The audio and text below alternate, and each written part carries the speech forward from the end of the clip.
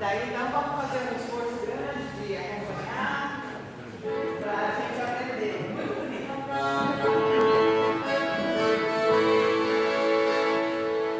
Quando o Espírito de Deus soprou, tudo veio, se iluminou, a esperança da terra.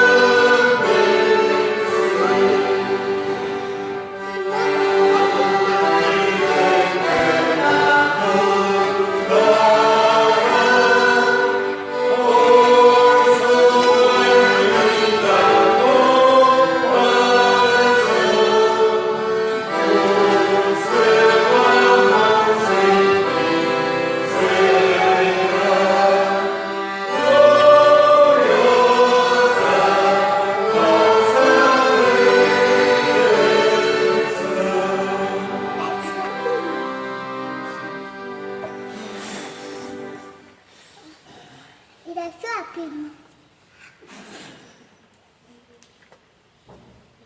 Bom dia. Bom dia a todos. Só para avisar a todos que já foi falado domingo passado, dia 15 é nosso dia de ações de graça. Como nós estamos numa época um pouco tumultuada, saindo da pandemia, então foi decidido um horário diferenciado desta vez às 19 horas. Normalmente as ações de graças é às 10 horas da manhã, mas nesta vez, dia 15, vai ser às 19 horas da noite. Nós desejamos um bom e abençoado culto a todos, e em especial também queremos dar boas-vindas aos nossos visitantes.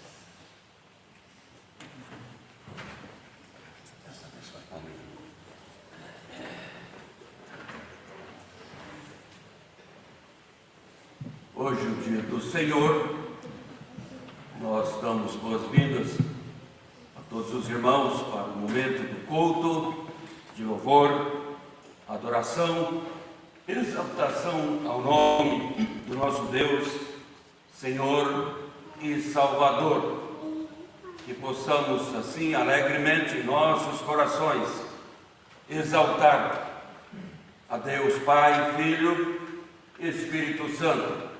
E que possamos também sermos edificados espiritualmente neste culto dirigido ao nosso Deus Redentor e Deus Consolador. Celebrai com júbilo ao Senhor todos os confins da terra. Aclamai, regozijai-vos e cantai louvores. Vamos cantar do Inário, em louvor a Deus, o hino de número 170, Deus está presente. Deus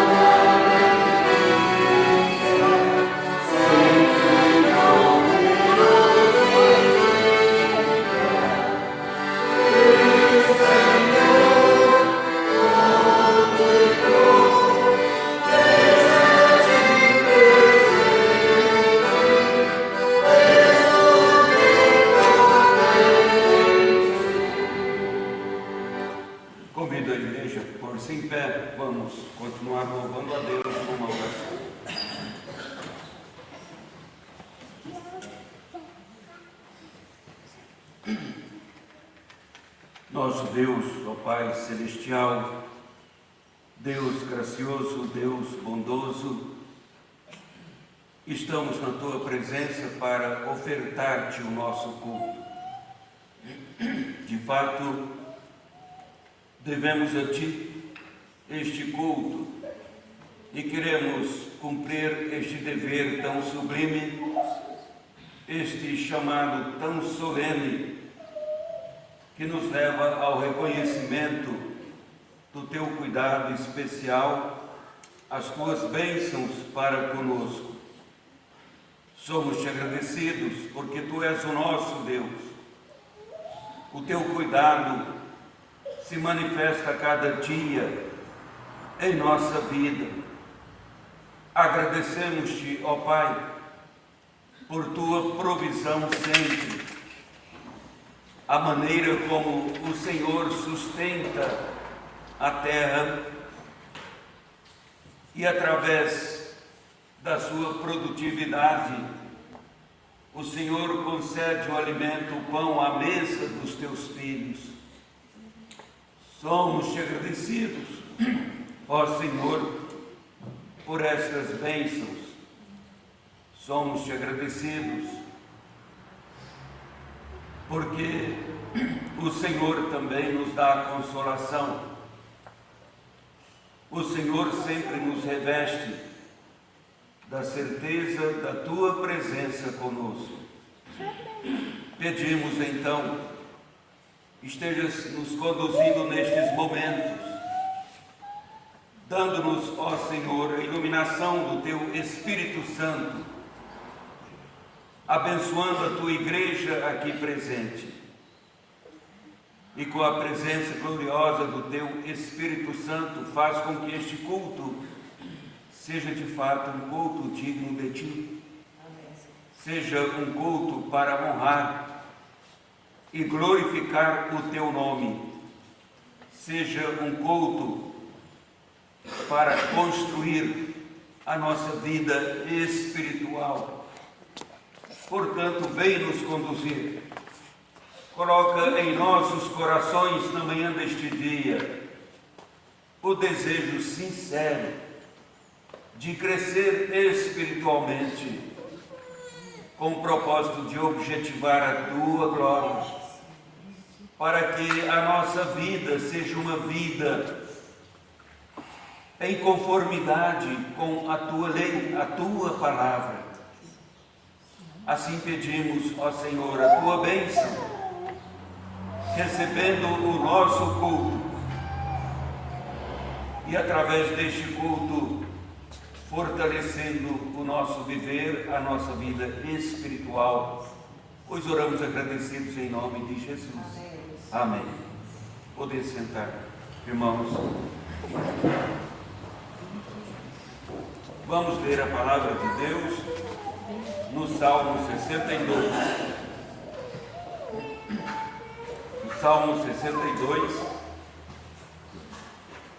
do 5º ao 8º versículos, diz o salmista: somente em Deus, ó minha alma, espera silenciosa, porque dele vem a minha esperança. Só Ele é a minha rocha e a minha salvação, e o meu alto refúgio. Não serei jamais abalado. De Deus dependem a minha salvação e a minha glória. Estão em Deus a minha forte rocha e o meu refúgio. Confiai nele, ó povo, em todo o tempo. Derramai perante ele o vosso coração. Deus é o nosso refúgio. Vamos cantar o hino 317, a primeira, terceira e quarta estrofe, só que cego andei.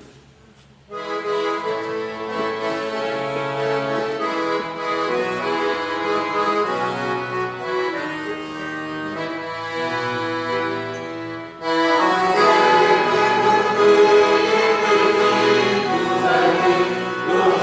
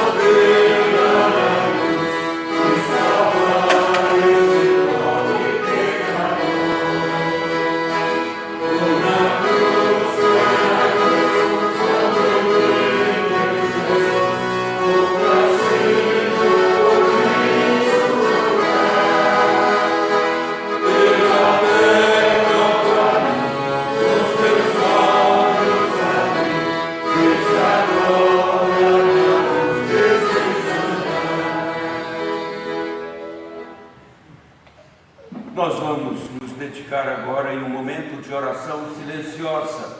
É um momento de contrição, como temos no nosso culto, é a oportunidade para confessar os pecados e entrar no perdão de Deus. Certamente Ele quer ouvir a nossa súplica no pedido de perdão mediante a sincera confissão e ter o prazer de perdoar os nossos pecados. Façamos assim em oração silenciosa. Oremos.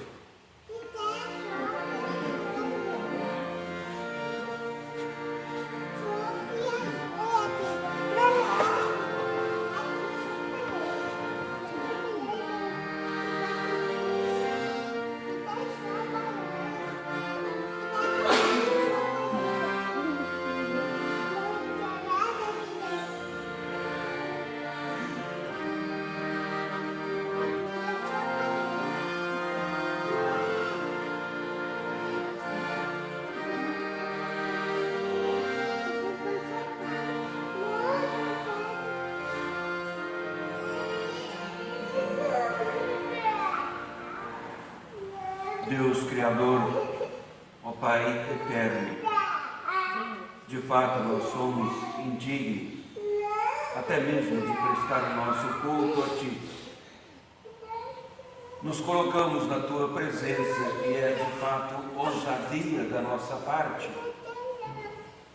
mas fazemos pela mediação de Cristo Jesus, por causa do Teu favor, das Tuas misericórdias, porque olhando para nós mesmos, apenas nos achamos quais pecadores, necessitados a cada dia da Tua direção, da iluminação do Teu Espírito Santo. De fato, precisamos, necessitamos da Tua ajuda, das Tuas consolações. E porque somos pecadores, pecamos e precisamos do Teu perdão. Então nós confessamos os pecados cometidos em nossa vida. Queremos, ó Pai, pedir o perdão, porque por muitas vezes agimos resistindo o ensino da Tua palavra, caminhando à luz da nossa própria vontade. Mas nós pedimos, perdoe-nos como igreja na Tua presença e ajuda-nos, ó Pai, para que possamos obedecer mais a Tua palavra. Queremos obedecer a Tua palavra. Às vezes, o que não queremos fazer, nós fazemos. E o bem que queremos fazer, por vezes, não fazemos. E precisamos do Teu auxílio a cada momento. Assim pedimos, fica conosco e conduza-nos em Teu favor. Nós oramos agradecidos por Teu perdão, em nome de Jesus.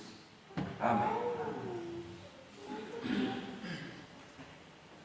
O hino 107, a primeira e a terceira estrofes, vem Espírito Divino.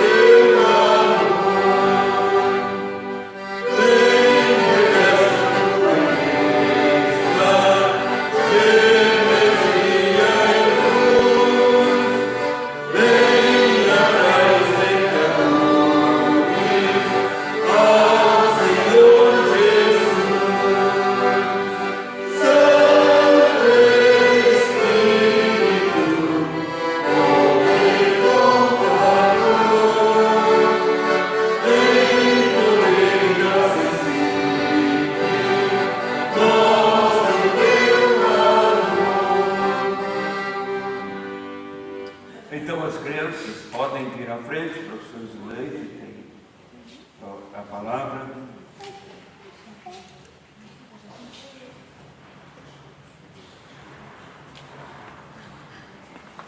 Muito bem, bom dia para vocês. Estou feliz que vocês estão aqui. Não vamos estar perdendo, né, as lições.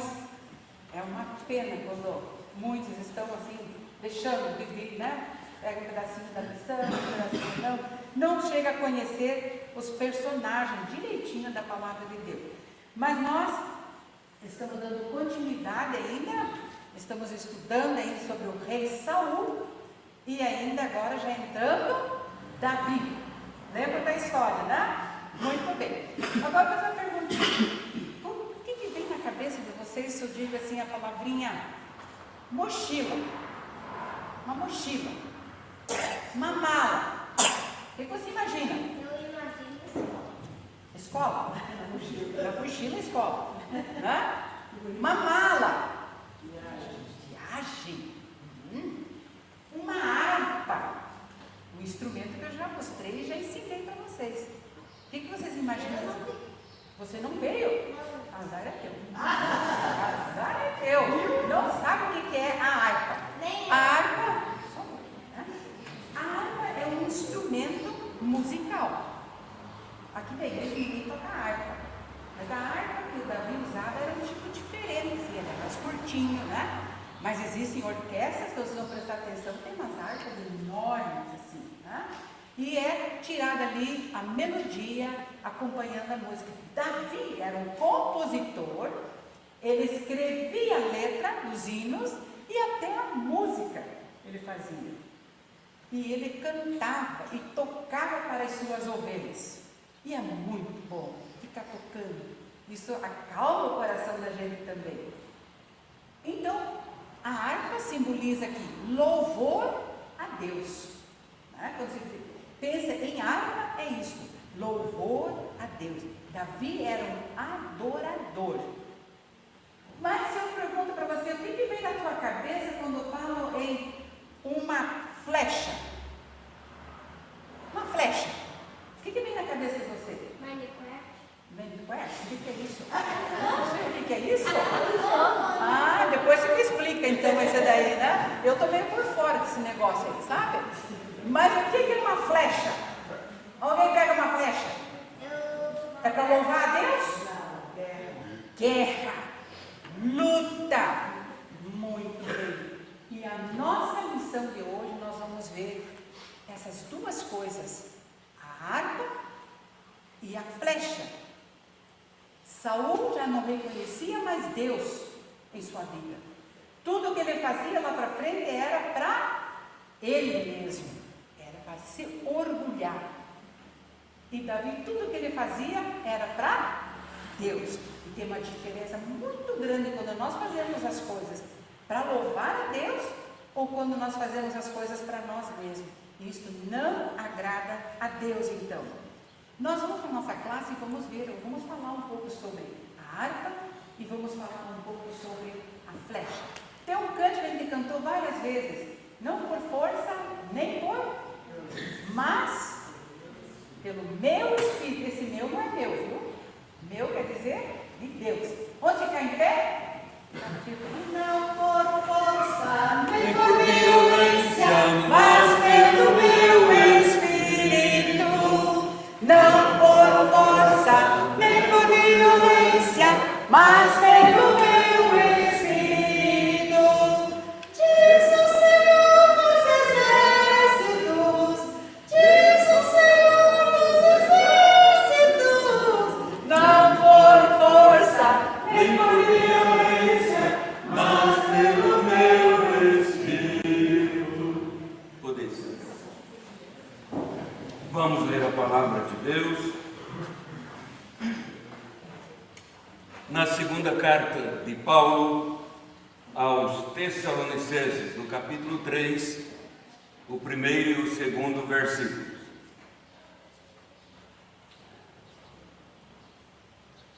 Primeiro e segundo versículos, os dois versículos do capítulo 3 da segunda carta aos Tessalonicenses.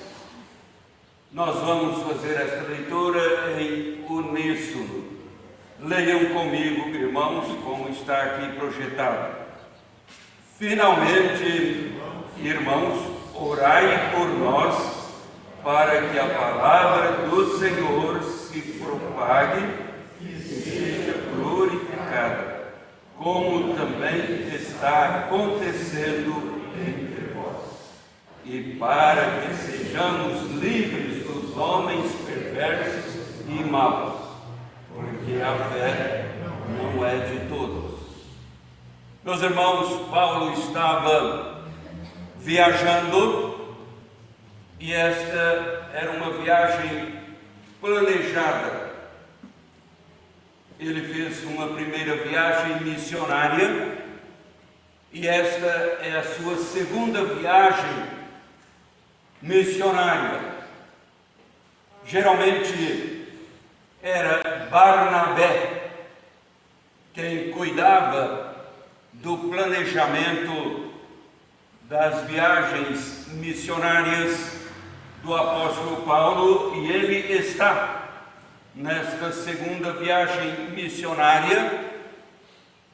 E a cidade de Tessalônica, conforme o planejamento missionário de Barnabé para as pregações de Paulo, incluía nesta segunda viagem missionária, e ele chegou a Tessalônica. Em Atos capítulo 17, nós temos a informação que ele permaneceu 3 semanas nesta cidade de Tessalônica. E os judeus ali ficaram aborrecidos, um tanto perturbados, porque naquelas cidades onde Paulo visitava em geral, moravam, tinha muitas colônias de judeus que trabalhavam com comércio e se mobilizavam muito. E Tessalônica não é diferente, de maneira que Paulo fica ali essas 3 semanas, e os judeus não gostaram dos resultados do trabalho dele, porque ele estava implantando o cristianismo em Tessalônica. Os resultados das pregações de Paulo fizeram uma reação muito dura dos judeus contra ele. E por causa da dureza dos judeus, ele foi tirado às escondidas e conduzido por seus companheiros de viagem. Ele foi conduzido para a cidade próxima, em Bereia, e depois seguiu para Atenas. E ficou andando nas ruas em Atenas. Atenas, uma cidade cuja economia era movimentada pelo forte turismo na época, pelos muitos ídolos e estátuas, a arte também, ali em Atenas. E Paulo resolveu pregar em Atenas, porque ele viu muitos templos com vários deuses dentro da mitologia grega, e encontrou um templo, estava escrito lá, o Deus desconhecido. Ele pegou então esse gancho como uma oportunidade: eu vou apresentar para vocês o Deus que vocês não conhecem. Ele gostava de fazer esse tipo de trocadilho para comunicar a mensagem de Deus em sua sabedoria, e continuou pregando em Atenas, que não fazia parte no planejamento desta viagem, não no planejamento deles, mas estava nos planos de Deus. Chegou Timóteo em Atenas, Timóteo, um jovem pastor, treinado pelo próprio apóstolo Paulo, e foi encontrá-lo em Atenas, levando uma boa notícia, dizendo que as pessoas que tinham se convertido ao cristianismo em Tessalônica por suas pregações, porque ele pregou nos 3 sábados na sinagoga, e muitos judeus se revoltaram porque outros judeus se converteram ao cristianismo. E Timóteo chega a ele em Atenas dizendo que Tessalônica já estava sendo formada então uma igreja cristã. Paulo passou a escrever esta carta, a segunda carta, logo depois de ter escrito o que temos aqui, a primeira carta, aquele grupo de cristãos novos, a igreja de Tessalônica.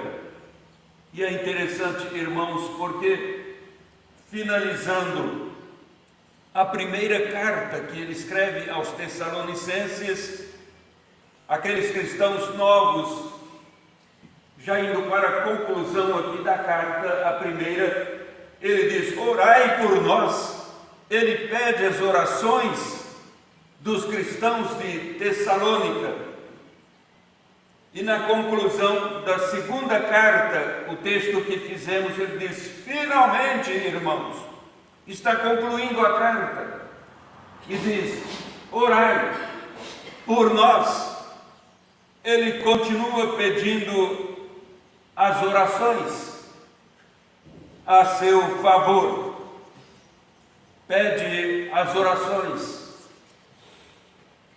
primeiro, pelo progresso da palavra do Senhor, como está no versículo 1. Finalmente, irmãos, orai por nós.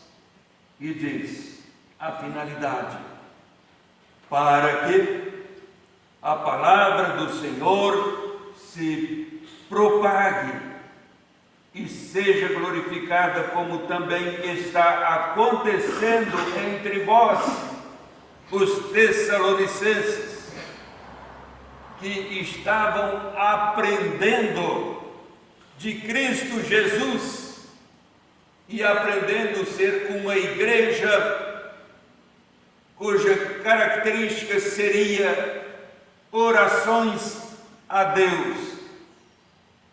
Ele escreveu uma carta imediatamente após a outra, porque na primeira carta Paulo estava alimentando a esperança daqueles cristãos novos, dizendo da volta de Cristo Jesus, a sua segunda vinda, e que eles deveriam ser perseverantes, mostrando-se vigilantes, vigiando para perceberem a volta de Cristo. Acontece que aqueles cristãos entenderam errado e deixaram todas as atividades do cotidiano e ficaram esperando Jesus voltar. Por isso Paulo escreveu a segunda carta, logo depois, falando com eles que a volta de Cristo seria precedida por sinais inúmeros e que eles deviam continuar em suas atividades. Ele passa a orientar os cristãos e pede as orações. Orai por nós para que a palavra do Senhor se propague. Pede oração em favor da difusão do Evangelho. Em geral, irmãos, ouvimos pedidos de orações, principalmente em nossas igrejas, em ocasiões que se trata de missões, semana missionária. Geralmente é assim.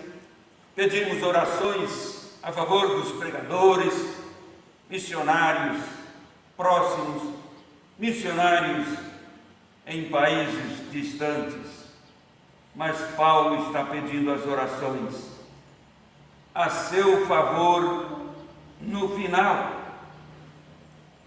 das duas cartas. Pede em favor da proclamação da palavra do Senhor.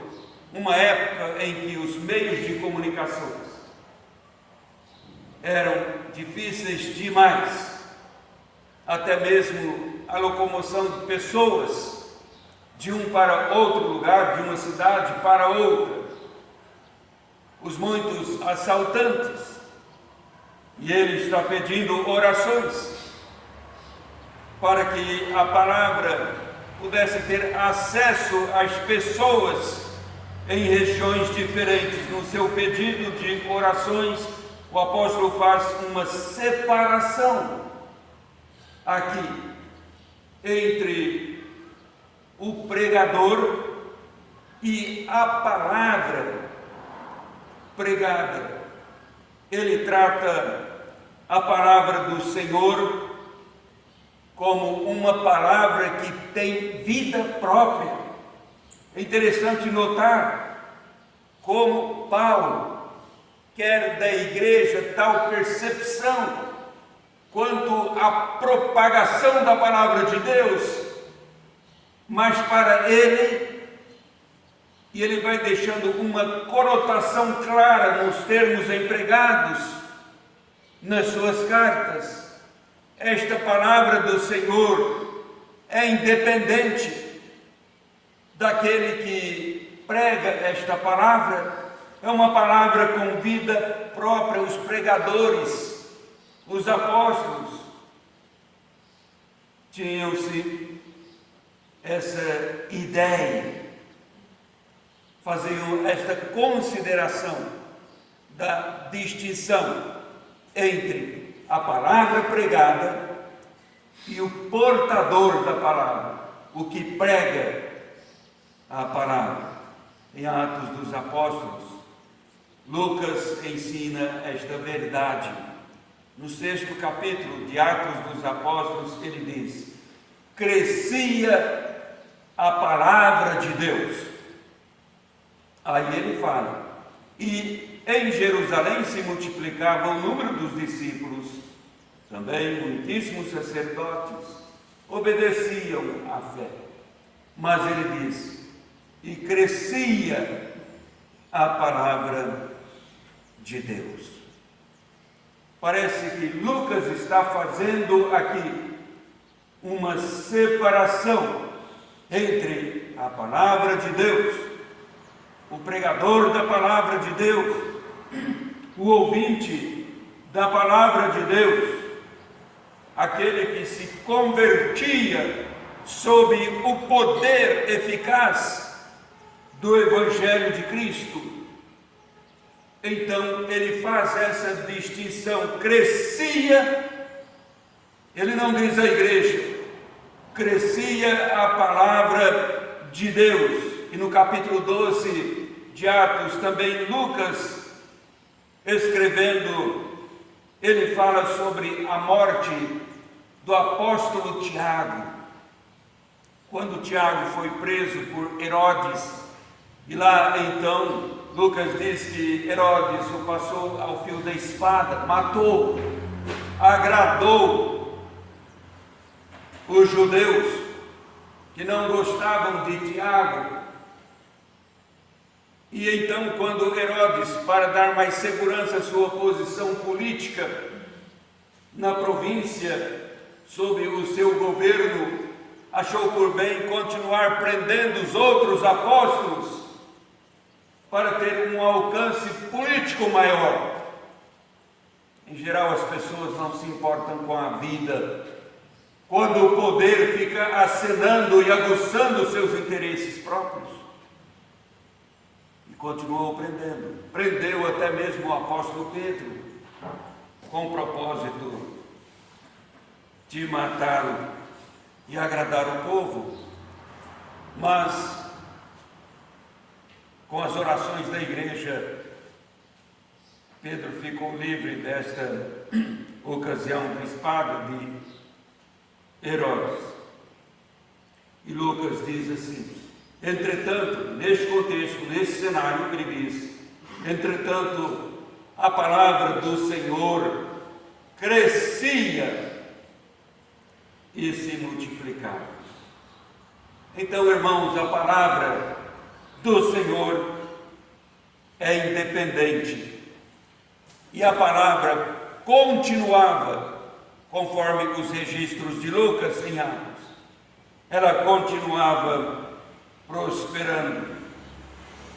Alguns dos pregadores eram detidos em prisões ou mesmo pela própria morte, mas a palavra continuava alcançando corações e transformando vida de pessoas.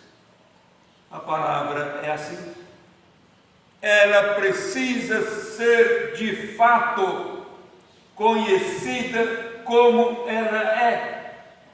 Uma palavra com vida própria. Hoje, lamentavelmente, irmãos, a ênfase está no portador da palavra.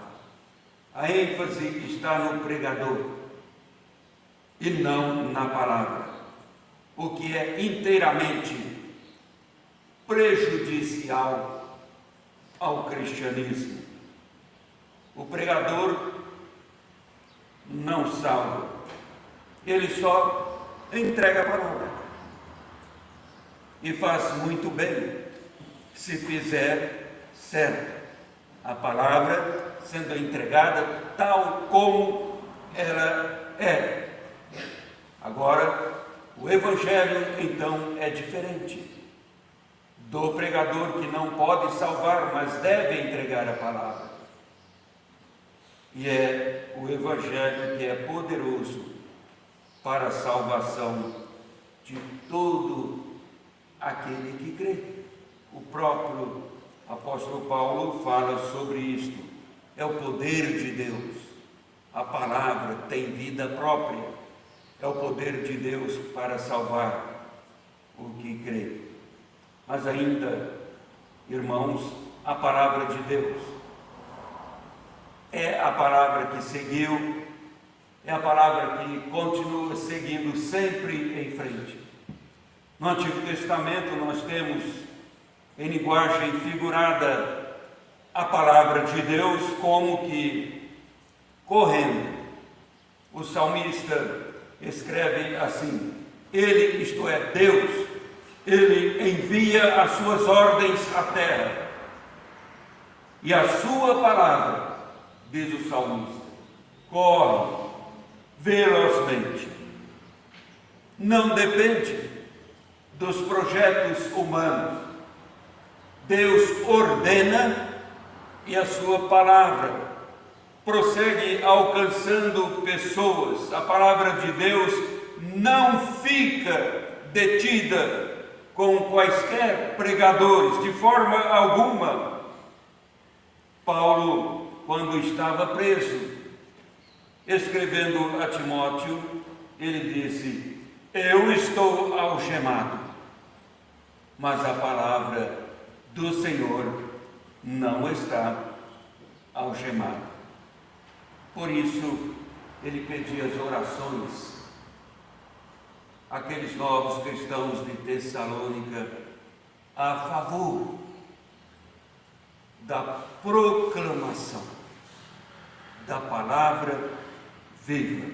Mas também ele pede as orações pelo reconhecimento agora da palavra, não só para a projeção, a comunicação da palavra, mas também pelo reconhecimento desta palavra. Ele diz para que a palavra, ainda no primeiro versículo, para que a palavra seja glorificada. Oração, sim, pela maneira das pessoas receberem, como as pessoas estão de fato recebendo a palavra do Senhor. A igreja deve orar nesse sentido. E quantas vezes nós ouvimos alguém falando assim: olha, eu peço as orações para que as pessoas que estão ouvindo a palavra de Deus possam entender a palavra de Deus e reconhecer a palavra tal como ela é, uma palavra de vida. Nós não oramos praticamente nesse sentido, mas o apóstolo Paulo está dizendo: é preciso orar. Muitas pessoas recebem a palavra, mas a palavra não é glorificada, como o apóstolo está dizendo aqui. A palavra glorificada é ser recebida tal como ela é e entendida o seu conteúdo.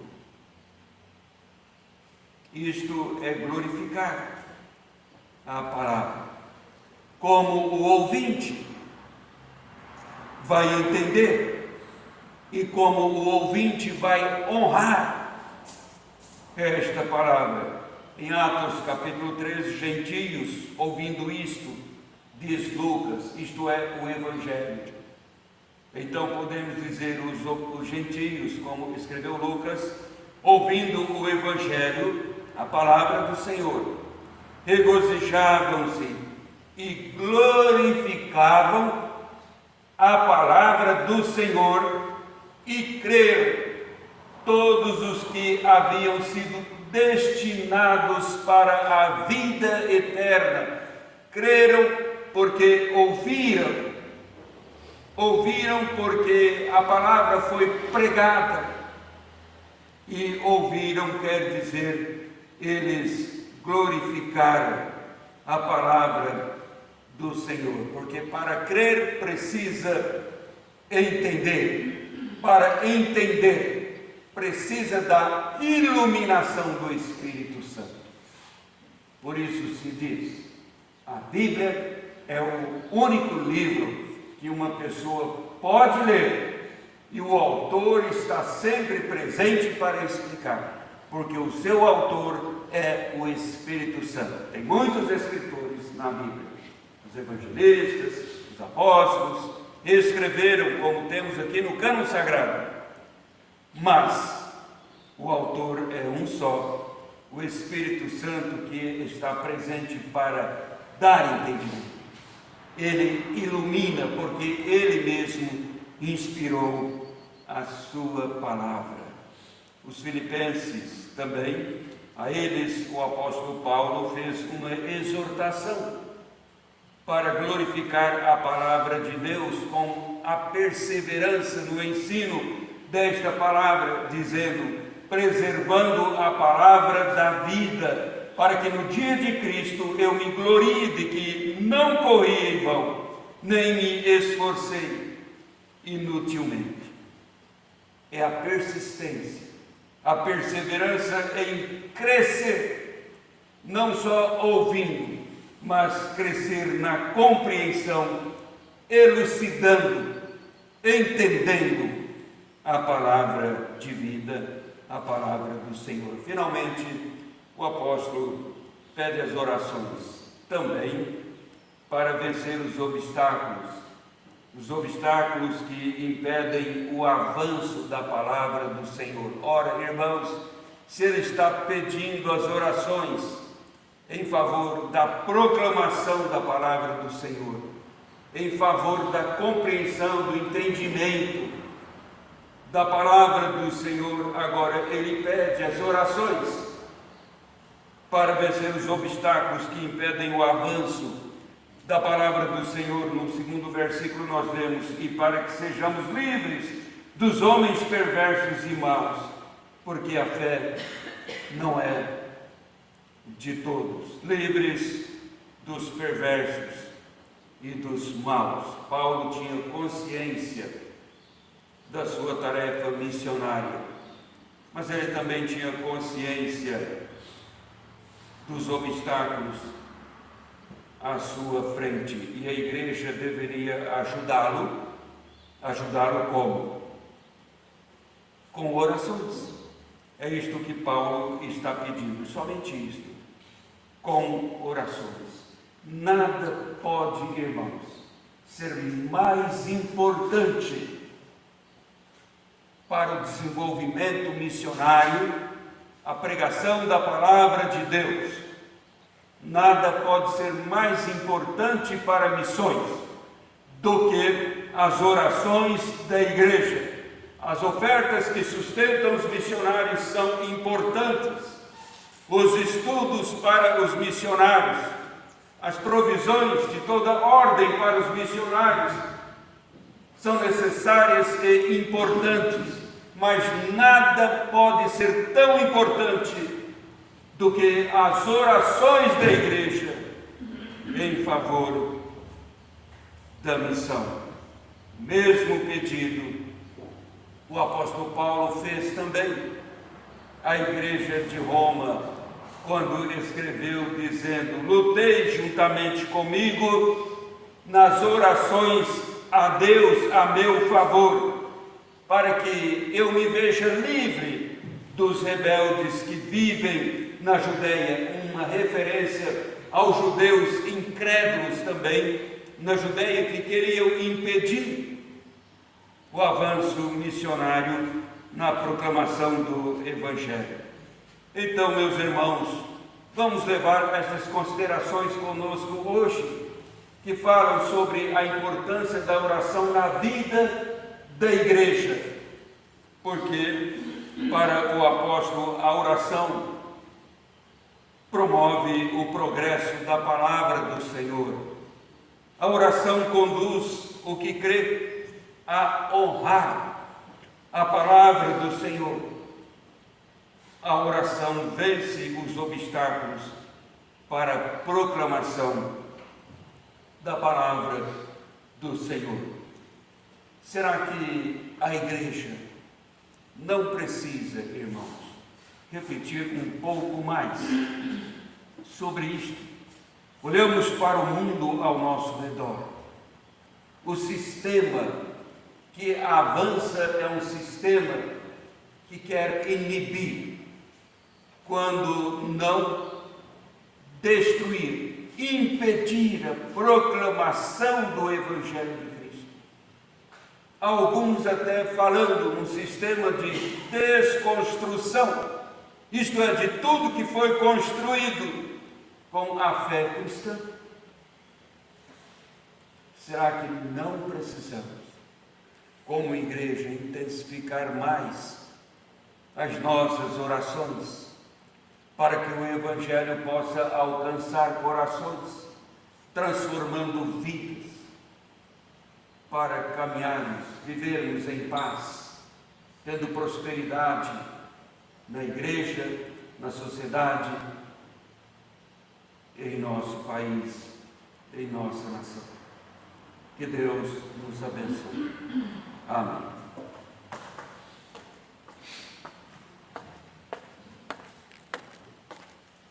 Nós vamos cantar o hino 396, Rocha Eterna, meu Senhor.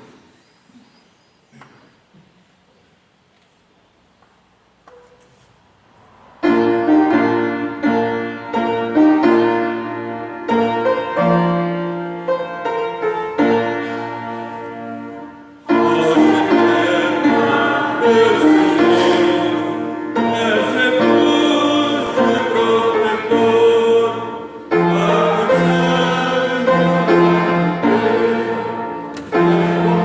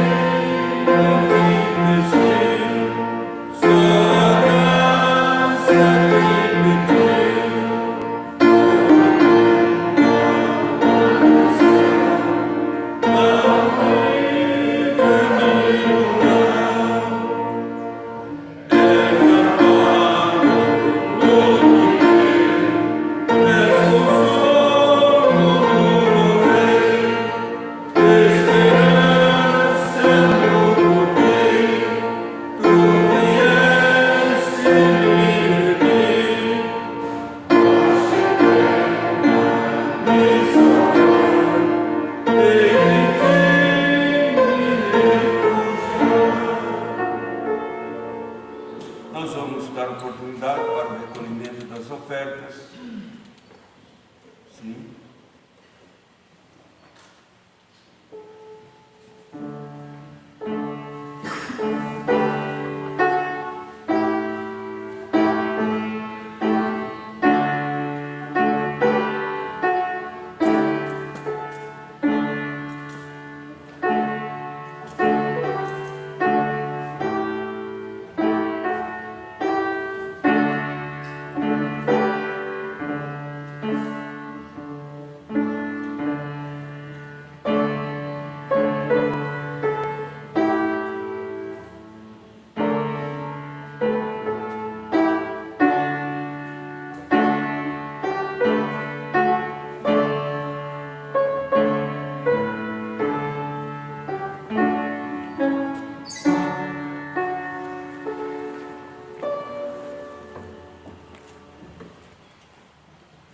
Convido a igreja a pôr-se em pé.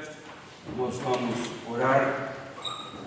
Vamos continuar orando em favor do nosso país.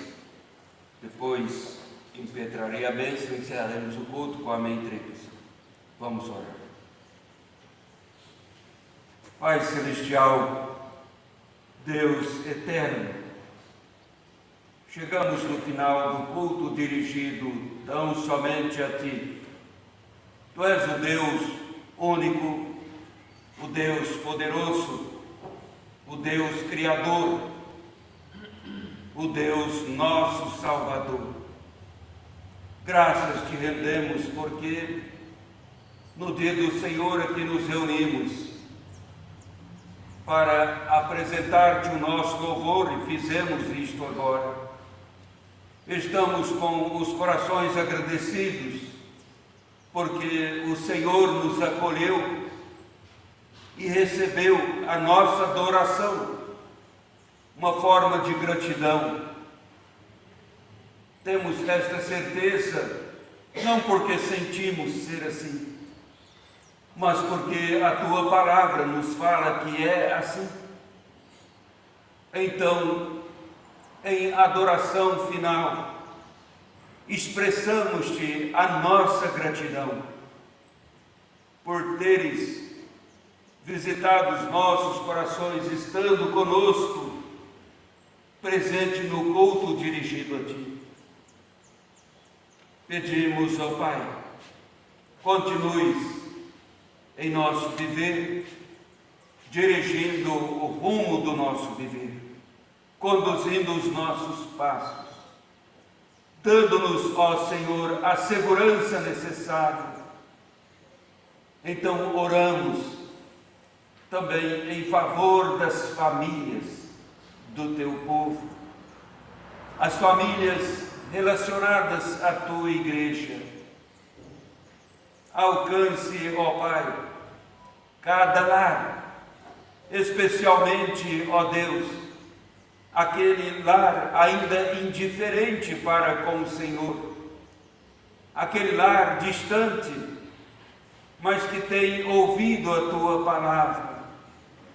Estejas, ó Pai celestial, intervindo, aquecendo os corações, dando assim o desejo de uma comunhão mais estreita com o Senhor e com a Tua igreja, o Teu povo, para que haja crescimento, segurança, consolo dos céus. Abençoe, ó Pai, as famílias bem integradas na Tua igreja, as famílias perseverantes, para que sejam exemplo para outras famílias também.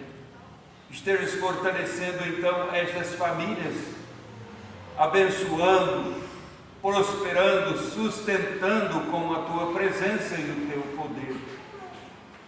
Fortaleça a Tua igreja e guia-nos, ó Pai, a cada dia na Tua verdade. Pedimos a Tua bênção sobre a nossa nação. O Senhor sonda os corações. O Senhor é o Deus onisciente. O Seu julgamento é em retidão. Entregamos a Ti, ó Pai, a nossa pátria, o nosso país. Quanto precisamos da tua ajuda com o teu cuidado, para que esta nação não venha desviar por caminhos tortuosos, prejudiciais ao seu desenvolvimento. Por favor, nós pedimos a tua ajuda. Abençoa a nossa pátria, para que haja segurança, para que haja oportunidade para os jovens que vão se formando e seguem em busca de um mercado de trabalho para o seu crescimento, o seu desenvolvimento, os seus empreendimentos. Esteja assim abençoando a nossa pátria, o nosso país, livrando, ó Pai, de políticas estranhas que não convém a uma nação que quer temer o teu nome, honrar a tua palavra, porque a tua palavra é viva. Pedimos assim a tua ajuda.